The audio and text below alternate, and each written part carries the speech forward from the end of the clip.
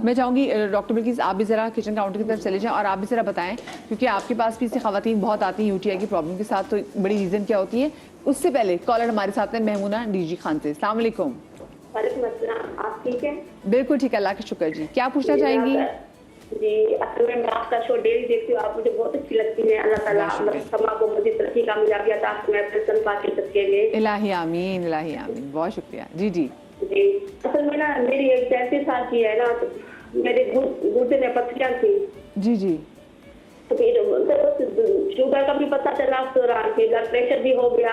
मैंने ऑपरेशन भी करवा दिया था मुल्तान से। अच्छा अब ना फिर दोबारा से स्टोन हो रहे थे। अच्छा पानी में बहुत पीती हूँ, शुगर बहुत हाई रहती है, तकरीबन 500 तक, कभी 600 तक। 500 और बीपी भी 170 इस तरह से रहता है मेरा। डॉक्टर साहब कुछ पूछना चाहेंगे इनसे कुछ सजेस्ट करने के लिए? स्टोन्स का इन्होंने मेंशन किया, कोई ट्रीटमेंट हुई है? जी जी मुल्तान से ऑपरेशन कराया था। क्या ट्रीटमेंट हुआ? ऑपरेशन हुआ था मेरा कट लग के बड़ा कैसे? कितना अर्सा हो गया? खोल के पत्ते वगैरह तो स्टोन वगैरह निकाल जाते हैं, काफी सारी थी ना पथरियाँ। कितना जैसे साल मुझे हो कभी गया? पेन नहीं हुई ना, जैसे भी था। कितना टाइम हो गया उसको? यानी कभी भी पथरियाँ थी, कभी मुझे दर्द नहीं हुआ। अच्छा महमूना मेरी जान, डॉक्टर साहिबा पूछिए, डॉक्टर साहिबा पूछिए कि आपको कितना टाइम हो गया आपके ऑपरेशन का? ऑपरेशन को तकरीबन 8 साल। 8 साल हो गए। हाँ जी। और दोबारा पथरी, ठीक है। और महमूना जी आपकी एज क्या है? मेरी 35 साल। 35 साल की एज है। चलें ठीक है। अच्छा सो इसमें एक तो 500-600 शुगर पे तो मतलब हमें इसको कंट्रोल करना चाहिए पहले, मोस्ट इम्पोर्टेंट। लेकिन she has got 2 risk factors. Actually she is young 35। ये पेशेंट और प्रीशियस हो जाता है because she has a long life to go ना। शुगर हो रही है और इस एज में 500-600 की अगर रीडिंग्स आ रही हैं तो that is very bad. Sugar long term में, I am not a diabetic expert, but एक बेसिक चीज़ जो समझनी चाहिए वो ये है कि आप शुगर के होने वाले कॉम्प्लिकेशंस को रोक तो नहीं सकते, ठीक है, वो होंगी, बट ये है कि जो चीज़ 25 साल में होनी है ना, आप उसको साल 2 साल में कर लेंगे अगर आप उसको कंट्रोल नहीं करते। बिकॉज जो खलिए अंदर हैं किडनीज के अंदर जो फिल्टर कर रहे हैं वो डैमेज होना शुरू हो जाते हैं। एक चीज़ सो एक तो सिग्निफिकेंट रिस्क फैक्टर है किडनी डैमेज का, डायबिटीज़। ये वो पेशेंट है जो हाई रिस्क पे हैं सीकेडी के। ये दूसरी चीज़ स्टोन्स। अच्छा जो रीज़न मैं पूछ रही थी कि टाइम पूछ रही थी, 8 साल पहले हुआ था, सही है। तो आमतौर पर एक मरीज जिसको मैं आज ऑपरेट कर रही हूँ स्टोन्स के लिए, उसको मैं कहूँगी कि यार तुमने 6 महीने साल पे अपना अल्ट्रासाउंड रिपीट कराना है, ठीक है। एक बार हुआ है तो you are at risk of having stones again. अब वो कह रही ना मुझे तो दर्द नहीं हुआ। हाँ। तो जो शुरू में मैंने कहा था दर्द होना इज़ अ नेमत। तो दर्द नहीं भी हो रहा है तो डोंट टेक इट एज कि आपको नहीं हुआ। अगर आपको लार्ज स्टोन्स पहले बन चुके हैं, आपकी फैमिली में हिस्ट्री, आप स्टोन बेल्ट एरिया में, तो आप हाई रिस्क पे हैं। So at least get your self skin. जितना छोटा पत्थर होता है आसान होता है treatment. So I think that's uric acid. इसमें एक चीज़ ऐड कर लेते हैं कि डायबिटिक होने के नाते यूरिक एसिड भी बढ़ सकता है, और यूरिक एसिड के स्टोन ज़्यादा रिकरेंट होते हैं। अगर यूरिक एसिड उनका कंट्रोल नहीं है और कोई मेडिसिन उससे रिलेटेड नहीं ले रही, तो उसको यूरिक एसिड लेवल चेक कराएं और देखें, हो सकता है स्टोन यूरिक एसिड के हों, तो मेडिसिन से भी डिजॉल्व हो सकते हैं। सही, तो ये आपको प्रॉपर सब दोबारा से इलाज को है वो करवाना पड़ेगा। जी डॉक्टर बिल्किस। जी जी जी जी। अच्छा एक चीज़ यूटीआई का मैं बताऊं, बाज़ औक़ात ऐसा होता है ख़वातीन को शादी के बाद यूटीआई ज़्यादा रहता है, ठीक है। एक दफ़ा चले आपने ट्रीट करा लिया सब कुछ, मेल का भी, मैं अपनी स्कूल ऑफ थॉट के हिसाब से बता रही हूँ, मेल का भी सीमेन एनालिसिस होना ज़रूरी है।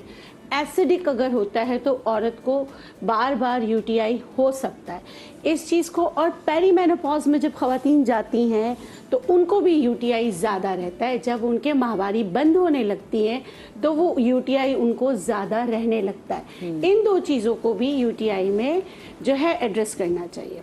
और यूटीआई के बाद फिर और इन्फेक्शंस वगैरह भी होते हैं। तो नेचुरोपैथी में आप इन चीज़ों को कैसे मतलब सही करेंगे? सबसे पहले यूटीआई के लिए सबसे बेहतरीन चीज़ है ओल्ड इज़ गोल्ड। याद करें जब बचपन में भी बच्चों को हो जाता था, जैसे बार बार पेशाब का आना, जलन के साथ पेशाब का आना और दर्द होना, तो हमारी अम्माएँ हमें एक चीज़ देती थी, 2 चम्मच दूध 1 गिलास पानी, जिसे हम कच्ची लस्सी कहते हैं। ओके। ये आज भी इसका कोई तोड़ नहीं है। आप डॉक्टर के पास जाने से पहले आप जो है ये ज़रूर इस्तेमाल करें।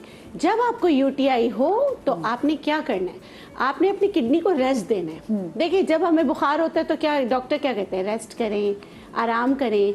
तो किडनी जो आपका फिल्टर प्लांट है वो आपका ब्लड बनाने में भी आपकी मदद करता है। किडनी बहुत बड़ा ऑर्गन है। तो आपने उसको रेस्ट कैसे देंगे? जो रेस्ट देंगे छोटी सी ब्रेक के बाद, हाँ बताएंगे, लेकिन छोटी यहाँ पे ब्रेक आ गई, ब्रेक के बाद मिलते हैं। हाँ।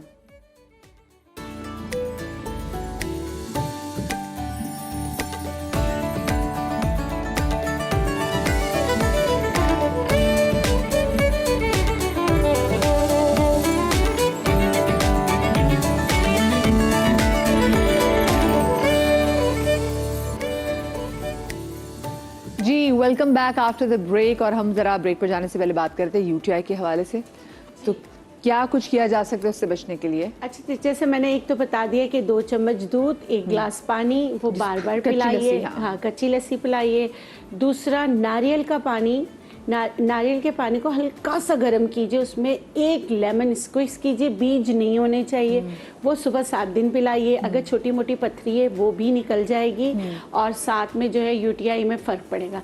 यूटीआई में ब्लैक टी बना के रखिए, काली पत्ती की चाय बना के रखिए, जैसे मैं यहाँ बना के रख रही हूँ। जैसे आप आराम से उबाल लें जैसे, और फिर क्या करें, उसमें लेमन डाल के दिन में 2 बार ये पी लिया करें। ये आपके किडनी के में अगर यूटीआई है, यूरिनरी ट्रैक इन्फेक्शन है, तो उसको सही करने में आपकी मदद करेगी। हम ये बात कर रहे थे किडनी को क्या नहीं पसंद है, सही है ना? किडनी को देखें ना, उसको हमें रेस्ट देना है ना, जब वो बीमार है तो उसको रेस्ट देना है, तो उसको रेस्ट देंगे जिसमें उसको ज़्यादा मेहनत करनी पड़ेगी। उसको ज़्यादा मेहनत करनी पड़ेगी जब हम वो चीज़ें खाएंगे जो अल्लाह गफूर रहीम ने नहीं बनाई, इंसान ने बनाई है। सोडा वाटर किसी भी किस्म का वो हमें नहीं इस्तेमाल करना है। अच्छा, आप गन्ने का रस थोड़ा सा पी सकते हैं, मगर चीनी, शक्कर, गुड़ नहीं इस्तेमाल करना, ठीक है? आपने वो प्रिजर्वेटिव्स डाली हुई चीज़ें जो हम इस्तेमाल करते हैं वो आपने उस वक्त इस्तेमाल नहीं करना है। लौकी खा लेनी है, सब्जियां खा लेनी है, मगर पालक नहीं खाना, ठीक है? सही है। जो देर से हजम होती है, बहुत आसान कर रही हूँ कि अगर जो जल्दी हजम हो जाते हैं वो सब इस्तेमाल करें। जो देर से हजम, और प्रोटीन किडनी को नहीं पसंद होता है, जब वो बीमार होता है तो उसको ज़्यादा वर्कआउट करना पड़ता है, ठीक है? तो प्रोटीन का इस्तेमाल, जैसे अंडों का इस्तेमाल, जैसे बड़े गोश्त का इस्तेमाल, लाल गोश्त का इस्तेमाल ना करें। अच्छा, जब हम ये कहते हैं ना मदिया, ये चीज़ें इस्तेमाल नहीं करें, तो पता है पेशेंट क्या करते, कहते हमने खाया ही नहीं। मैं कहा कैसे नहीं खाया? कहते शोरबा खाया था। तो शोरबा भी नहीं खाना, ठीक है? अच्छा, एक और चीज़ हम नेचुरोपैथी में कहते हैं कि बीज वाली चीज़ें ना खाएं, जैसे फालसे के बीज ना खाएं, ठीक है? जैसे अमरूद के बीज ना खाएं, टमाटर के बीज ना खाएं। टमाटर का रस खाली आप पिए बेहतरीन है, मगर टमाटर का छिलका, टमाटर के बीज ना खाएं। और ये मैंने ब्लैक टी बना के आपको दे दी। अच्छा, दूसरी चीज़, जो अगर पथरी बनती रहती है, जिनकी बार बार टेंडेंसी है कि लेज़र करा लिया, 2-3 उसमें बन गई, तो होम्योपैथिक में बेहतरीन इसकी दवाइयाँ हैं। मैं खुद मदर टिंचर 3 मिक्स करके बताती हूँ, क्योंकि इंसानियत की खिदमत करनी है, मैं यहाँ भी आपको बता रही हूँ। सारसा पीला, उशबा मगरिबी, इसका हमारा वो नाम है, हर्ब्स, ठीक है? वो लेना है मदर टिंचर में। आपको आर्टिका मदर टिंचर में लेना है, बर्बरीज वल्गरीज मदर टिंचर में लेना है।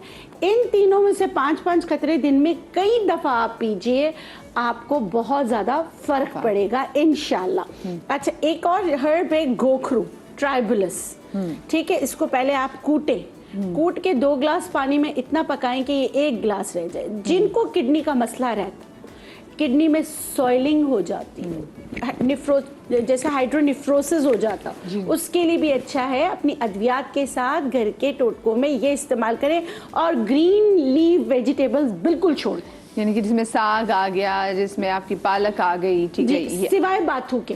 बथवा अगर आपको सही मिलता है तो उसका अर्क निकाल के पीजिए, तो वो आपकी किडनी के लिए अच्छा है। लेकिन अगर आप बाथू को साग में डाल के इस्तेमाल करेंगे, वो आपके लिए बुरा है।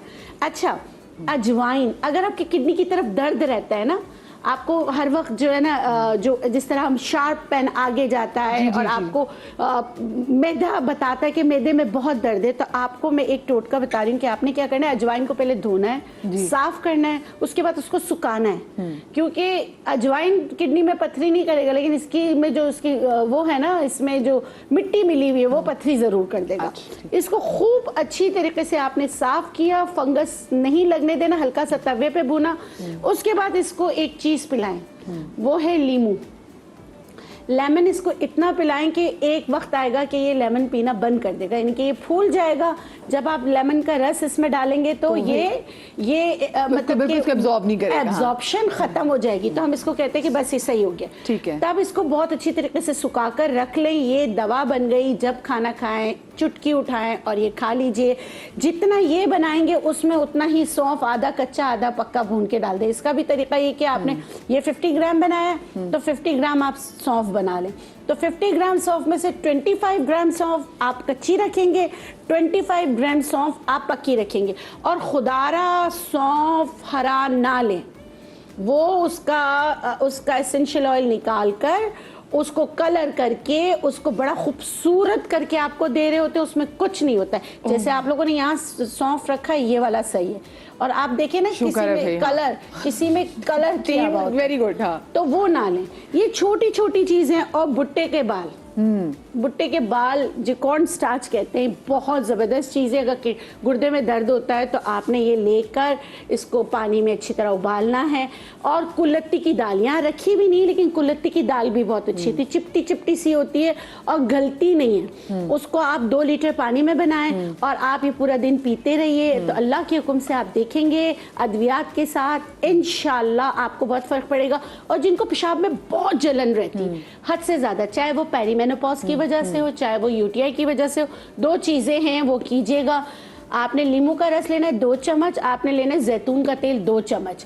ये रात सोने से पहले पीना, मगर इसकी शर्त ये कि इसके बाद आप कुछ नहीं पिएंगे, ठीक है। और आप जो पानी का पूछ रही थी, तो पानी 1 गिलास आप जरूर पीजिए। पानी पी के वॉक करना लाजमी, हाइड्रेट योर बॉडी, और फिर वॉक करना है। 4 गिलास पानी पी के बैठ जाएंगे तो जाहिर सी बात है आपको। कॉलर हमारे साथ मौजूद हैं, कौन है हमारे साथ?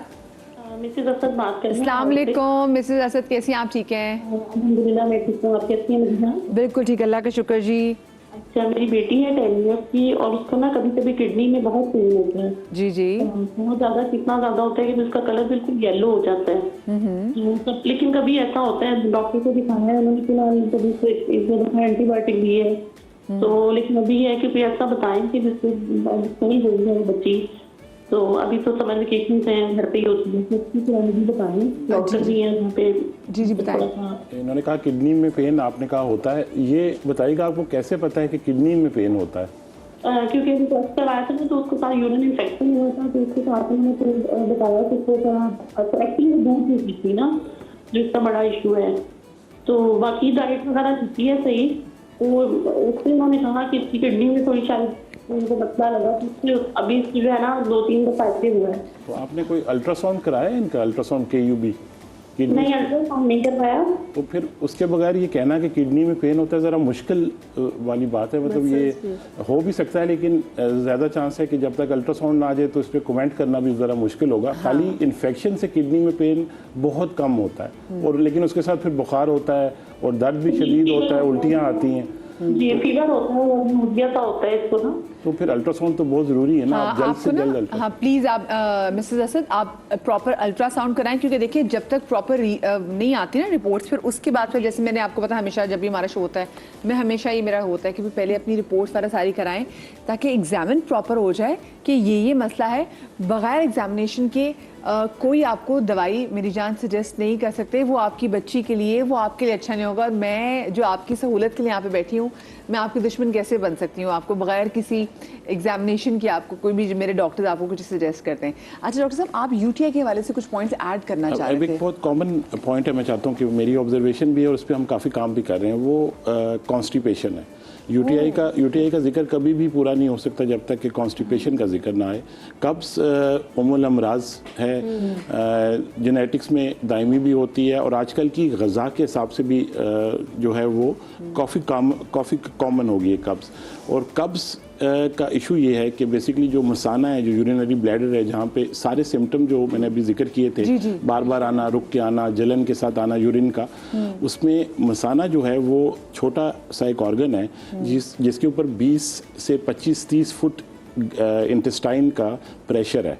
और ख़ासकर वो इंटेस्टाइन जो जिसमें पखाने वाली जगह रेक्टम अगर भर जाए कप्स के साथ तो वो पीछे से प्रेस करता है, Oh my God. छोटी आंत ऊपर से प्रेस करती है और आगे बोन्स है, तो उस मसाने को जो खुद भी छोटा है और बहुत नरम है और उसके अंदर फ्लूइड है उसको जगह नहीं मिलती। जब उसको जगह नहीं मिलती तो फिर उसका तरीका है बताने का कि अब आप लोग मुझे बचाएं, और उसके लिए वो फिर आपको बार बार इंडिकेट करता है। तो उम्मुल अमराज इतनी छुपी हुई बीमारी है कब्ज़ कि वो आपको अल्टीमेट सिर्फ यूरिन के ये सिम्टम आते हैं, वहाँ पे उसकी इन्वेस्टिगेशन बनती है कि उस एक्सरेज वगैरह हम कराते हैं कि देखने के लिए कि इंटेस्टाइन में स्टूल कितना जमा है। और फिर और आप यकीन करें 70% ऑफ पेशेंट मेरा ख्याल है जो लो ट्रैक सिम्टम्स के साथ इन्फेक्शन का लफ्ज़ यूज़ करके आते हैं वो सिर्फ कब्ज़ के ठीक होने से ठीक हो जाते हैं।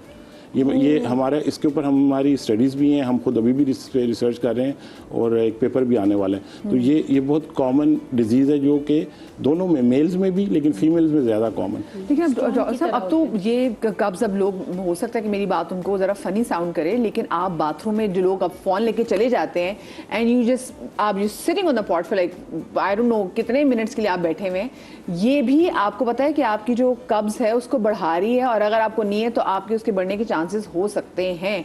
सो प्लीज़ कोशिश करें कि when you go to the washroom do your business and then come back. आप वहां पे अखबार लेके ना बैठ जाया करें, ठीक है? आप फोन लेके मत बैठा करें, ये आपके कब्ज को एग्रीवेट कर सकती है। स्टूल पास करना भी is as important as any other thing with concentration. दो चीज़ों में कंसंट्रेशन बहुत इंपॉर्टेंट है, एक खाना खाते हुए और एक स्टूल पास करते हुए। हाँ Exactly. ये वाकई, और दोनों पे हम फोन दोनों में हम कहीं ना कहीं दिमाग लगा हुआ। कॉलर